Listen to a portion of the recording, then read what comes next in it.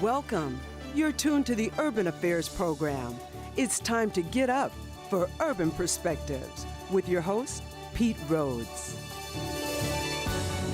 Welcome. You're watching Urban Perspectives. This edition is sponsored in part by the Council on Black Minnesotans, the Minnesota Vikings, and Comcast. I'm your host, Pete Rhodes. This edition of Urban Perspectives spotlights outstanding contributions by women in our communities. On this show, we'll talk with the founder and designer of Rox Jewelry, the CEO of Big Brothers Big Sisters Greater Twin Cities, and the president of the Minnesota Black Chamber of Commerce. Meet these women who rock here on Urban Perspectives. My first guest is an award-winning television journalist and former co-anchor for a local TV network. She's an entrepreneur, designer, and CEO of Rox Jewelry. Her creations are being worn by people all around the world, including top artists and stars. She is currently the Director of Arts and Culture for the Minneapolis and St. Paul International Airport. It's my honor to welcome to Urban Perspectives, Robyne Robinson. Thanks, Pete. It's good to see you. It is so good to see you. You know, we were talking about how you in the past have hosted our Minnesota Black Music Awards. That's right. That's right. You know, how you would come over at when we needed you in the late hour, early hour, and would always do a fantastic job. So we love it so much. They were fun. You know, when you're first new to the Twin Cities and you get to see Jimmy and Terry and Maserati and all these, it was fantastic. So thank you for including me, and congratulations on the show. This is a great show. Thank you so much. Talk to us, Robyne, about, you have a outstanding career in broadcasting, as we know. How did you get started in that, and what is one of your most memorable TV spots? I'm very lucky. I have parents that were very active politically in Chicago. My father was an alderman, and my mother was really involved in a lot of young Democratic events and movements, and she was very social. She knew a lot of people. So consequently, you know, being involved with the community is something that was always stressed. And growing up in the time that I grew up, which was the early 70s, it was a time of change. It was a very pivotal time. Exactly. And so, you know, being a 12-year-old and turning on the TV and seeing Watergate, it was compelling, you know, and because my father insisted that we watch the news, that we read magazines, every magazine that came in the house we had to read, whether it was U.S. News and World Report, Time, Newsweek, we had to be able to discuss it with my father and my mother, and we talked about what was going on in the community. So it was just a natural evolution, and to be attracted by the fact that words toppled a presidency that brought democracy into your house through the television. And then there were sisters that were on the air that were just breaking into television. Women were just coming into television in the early 70s. So you got to see women like Janet Langhart, who was on a Chicago station. You got to see Michelle Clark, who passed away, but was one of the first network correspondents for CBS. And so, you know, you had amazing women, powerful women that were helming anchor desks or out in the field, and it was a great influence coupled with what was going on at the time. And I decided this was how I wanted to give back to my community, to always keep my foot in the door for people who had no voice. Even if what I was doing may not be seen as helping the community, my presence there allowed more young black people to come along and tell our story the way we needed to be told. It certainly did, and continues to inspire, shall I say. Now, you're a designer and CEO of Rox Jewelry, which is, like I said, worn by artists all over the world and people all over the world. Congratulations to you. How did you choose that endeavor? You know, it really does go back to my family again. You know, my mother was a teacher. She was a school teacher in Chicago. Half the time, they were on strike. So, you know, if birthdays came around, they didn't have any money. She wanted us to have a good education, my dad too, and so they sent us to private school. So we're usually the little black kids on scholarship in private school. So we're going to school with congressmen's kids and CEOs of Fortune 500 companies' kids. And we come home and say, it's Cheryl Schwartzbar bat mitzvah, I need a gift for this cotillion. And my mother would never say no. She would just go, oh, okay. And then the weekend would come and she'd go, let's go to the bead store and make something. And so she put us in the car, we drive up to the north side, we start making beads, and she goes, you know, you could make something for your friend's party. And it started it. It's very, you know, it was great. It never made you think, no, we don't have anything, I'm too ashamed. You know, no, it was always positive and forward thinking. And it also helped her with the other mothers because they would always tell her, you know, my child could get anything from any toy store in the world. Your child made a gift. That means they care. And so she was smart in a very natural way in encouraging us. You know, it just, Pete, it just took off. That's a fantastic piece, by the way, and we're showing some of the other pieces that you have. Just simply gorgeous. I love them. Thank you. You know, I had an opportunity to travel a great deal. I lived overseas in Greece for 8 years, off and on, and so it gave me the opportunity to see style and culture and history and learn about jewelry and where it comes from and who it's influenced by. And you know, you get to learn rhythm and repetition and learn history about, you know, priests were the first ones to actually wear jewelry. Really? And then it evolved, and when they started excavating tombs in Mesopotamia and in Iraq, they discovered the first woman who wore jewelry. And so a lot of these jewels and gemstones have meanings and messages that are over 5,000 years old, whether it's Ayurvedic medicine from India or it's stones that have resonance in terms of health and wellness. You know, it's amazing what stones can say for myth, culture, beauty. You know, and so I'm intrigued constantly. This is great. You find links on our website for this fantastic Jerry Rock jewelry. But let's talk in the brief time that we have left about your new position over at the Minneapolis St. Paul Foundation of Arts and Culture. How is that going? Right now, I'm the Arts and Culture Director. It's the Airport Foundation, MSP. We are the only nonprofit in a major airport. And it's exciting to be there right now because as the airport is undergoing a major renovation, we are preparing ourselves for the airport of the 21st century. And when I say that, it's because with so many people traveling these days, people trying to go on adventures or find family or go home, that means an increase in air traffic, and that means that you're going to have longer waits at airport. There's a lot of stress that takes place in getting to the airport. So what we're trying to do is once you get into the airport, we want to give you a sense of recomposure so that things have a more relaxed atmosphere, an interactive atmosphere.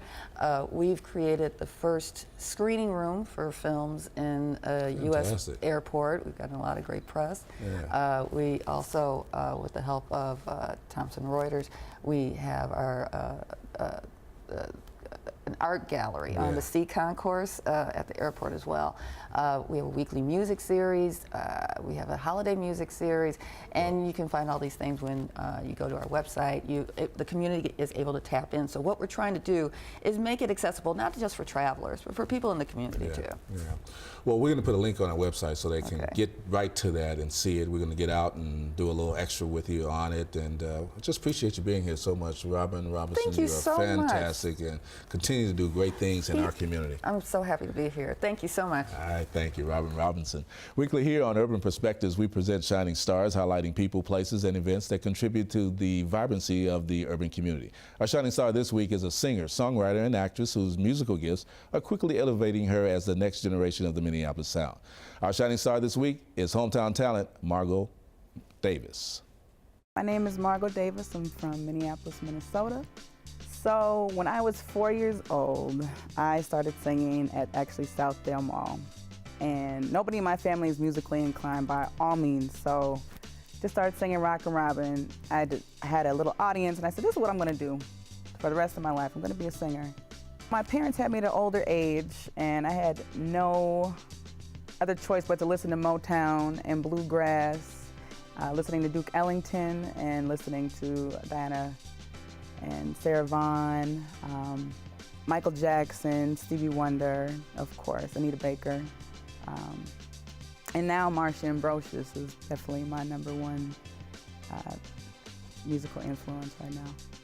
Where my music comes from and what I can tell you what it kind of sounds like is Etta James meets Jay Dilla type of feel.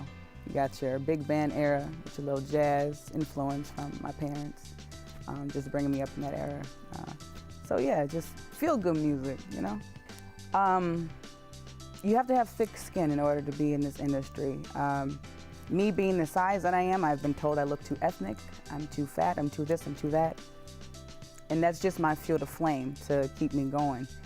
I mean, we all kind of get discouraged, but you know, it's just everything in life, like you want to be a doctor, you want to be a lawyer, that's not easy. Nothing in life is easy, right? But nothing in life is impossible. So you got to keep pushing and keep moving. So that is my advice for anybody that wants to do anything, artist-wise, just anything in general. You don't let somebody tell you no. You build your own door. My album, Won't Do It Again, is on iTunes. It's available digitally right now. So if you just look up Won't Do It Again on iTunes, Margeaux Davis. Let me know what you think. This is your girl, Margeaux Davis, and you are now watching Urban Perspective.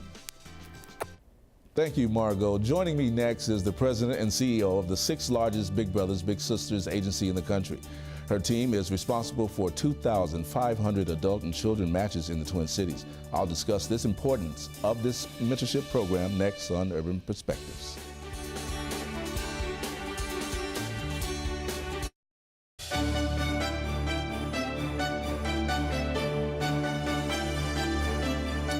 Welcome back. Our next guest provides leadership and vision for a staff of 55 people serving children who experience adversity and matching them with caring adults.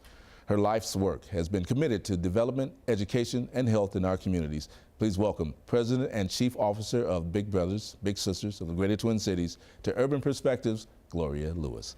Gloria, Hi, thank you so Pete. much for being here. Thanks. It's great to be here. You know, we go back a few years when I think you were working for the state, and we just love what you are doing now because you really help young people make the next step by matching them with people that are important in their lives. So thanks so much for the work that you do.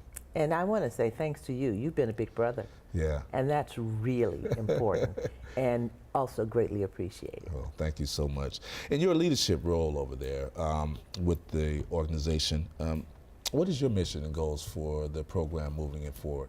Our mission is really to serve children facing adversity, to match them with a caring adult, and our vision, every child be successful. That's what's really what it's about. We want all our kids to be successful. You know, there's been much progress over there for matching children with adult mentors. What are some of the age groups that are really in need? Well, we actually take, you can enroll in our agency between the ages of 8 and 12, but you can stay with us until you finish high school. And now we're reaching a little bit beyond that because we have a number of young people who are going to college. We have, we just started a new program for 2-year training programs, certificate programs. So we want to make sure that our young people stay there, finish high school, and get that next step. That's so fantastic. Now, how does one know? Because it was interesting with me even.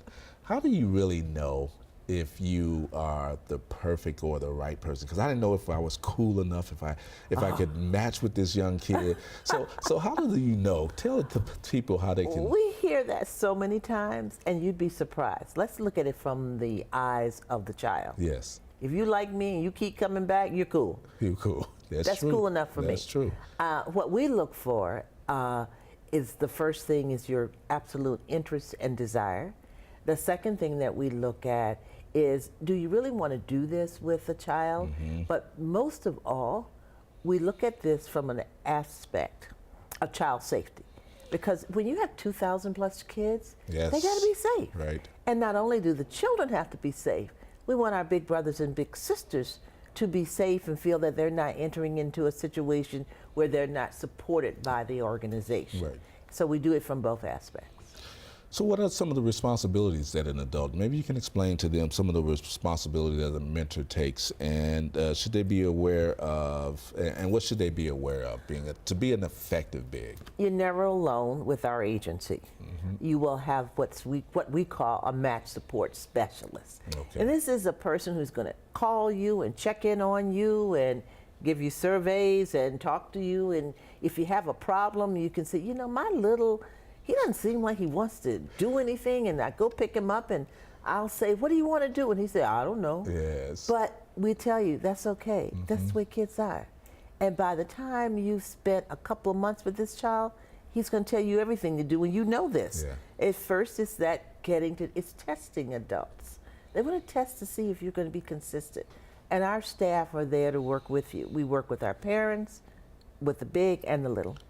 You know, and soon you fall in love with that little. I mean, you really do. You fall in love with being with them and doing things with them. And you don't have to necessarily do a whole bunch of stuff. You know, first I thought I had to do a lot of stuff. It's just being there. It's being there. Yeah. It's knowing that if Mr. Pete says he's going to be there at 10 o'clock, Mr. Pete shows up at 10 o'clock.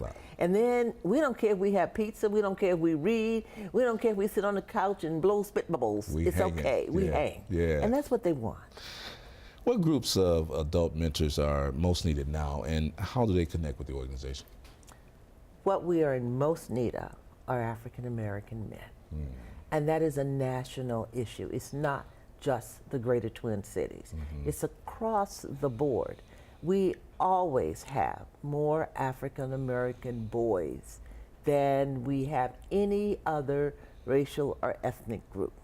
So, you know, I go around a lot and I speak to men's groups and I go to fraternities and clubs and make announcements, but that's where we have a great need. So if you're out there and you want to be a big brother, come on in, we want you. Yeah, it's easy. It's easy. It's more easy than you think. And what we're going to do is we're going to put some links up and keep them up on urbanperspectives.tv forever, so they can hook up with the big brothers and big sisters of the greatest Twin Cities. And Gloria, I just want to really thank you for the work that you do. I know it's not easy. It's tiring. It's never ending. But you're the type of woman for the right type of job. Well, so thank you so much. And thank you again for being a big. All right, thank you. Gloria Lewis, CEO here at the Greater Twin Cities Big Brothers Big Sisters. Coming up next, we'll talk with a leader with 20 years of experience in consulting businesses on capacity, planning, and management issues. Join us here for her on Urban Perspectives.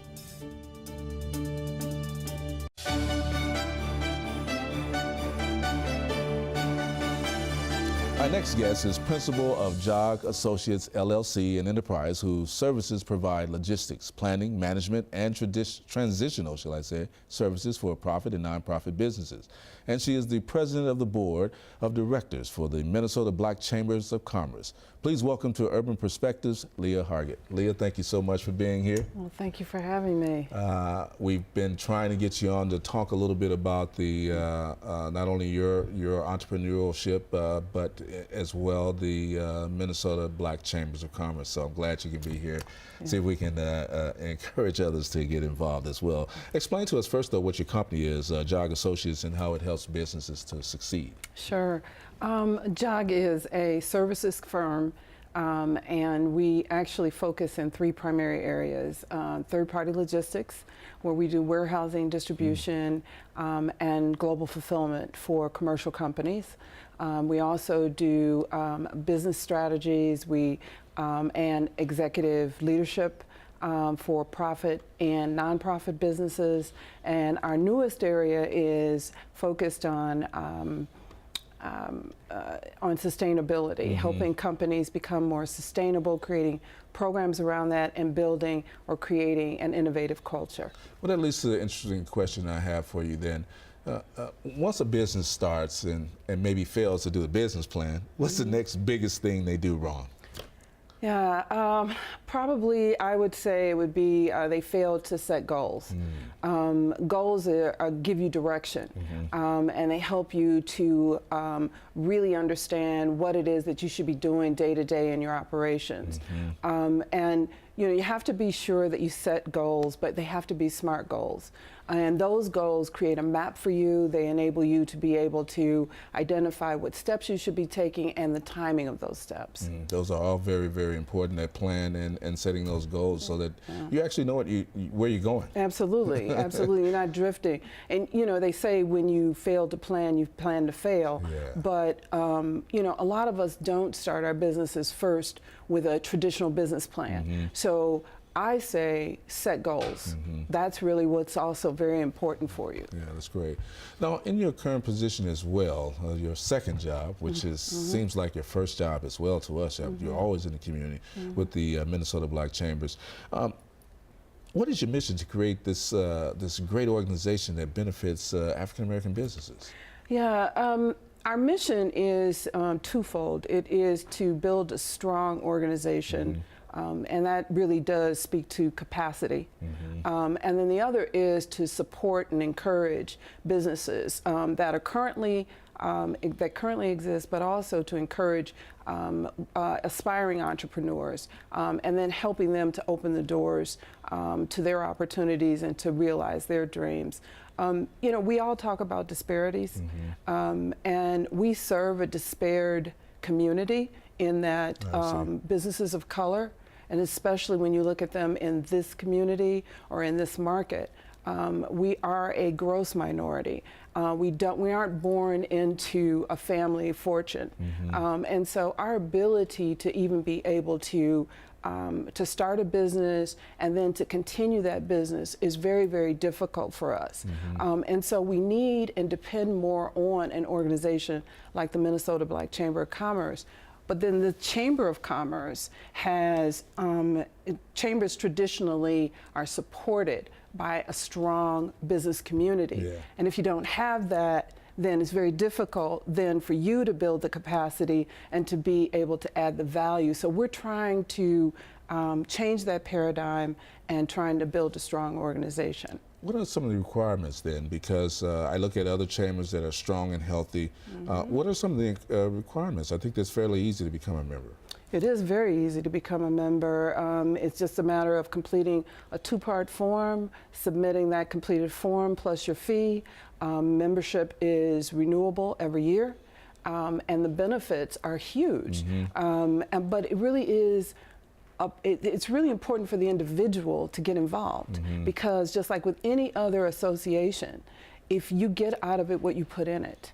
So, you know, we offer networking, we offer business education, business to business opportunities so that you get to be in front of other decision makers, business to corporation opportunities as well, promotional opportunities, branding.